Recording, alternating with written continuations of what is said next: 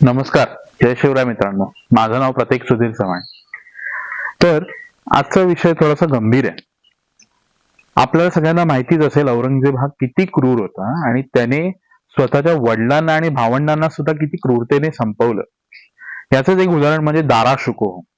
दारा शुकोह जे होते ते कधीच धर्मांध नव्हते. त्यांना सर्व धर्मांचा आदर होता. त्यांनी आपल्या धर्मातले कित्येक ग्रंथ हे उर्दूत भाषांतर करून त्यांचा अभ्यास सुद्धा केला होता. त्यातूनच त्यांना संस्कृत सुद्धा नॉलेज होता. पण धर्मांध असलेल्या औरंगजेबाने सत्तेच्या हव्यासापोटी आपल्या सख्या भावाला किती क्रूरपणे मारलं माहितीये? दारा शुकोहला मारण्यासाठी औरंगजेबाने एक शुभ दिवसाची निवड केली. त्याचा गुलाम नजरबेग चिला याला सांगितलं, जाओ और दुश्मन का सर कलम करके लाओ.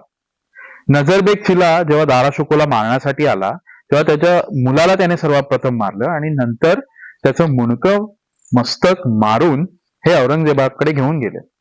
औरंगजेब त्याच्या खास बागेत बसला होता. संध्याकाळची वेळ होती. औरंगजेबाला स्पष्टपणे दिसलं नाही. त्याने त्याच्या मुंडक्याजवळ समाधान घेऊन गेले. तेव्हा त्याने बघितलं की हा दारा शुकोच आहे. त्यातच शामूगडच्या लढाईमध्ये दाराचा जो किमांश होता, मुकुट होता, हा पडलेला तो औरंगजेब घेऊन आलेला. त्याने तो दासांकरवी घेऊन यायला लावला आणि दाराच्या डोक्यावर ठेवून चेक केलं की हा दारा शुकोच तर आहे ना, का नजरबेगाने दुसऱ्या कोणाला मारून त्याचं मुंडकं मारून आपल्या समोर आणलंय.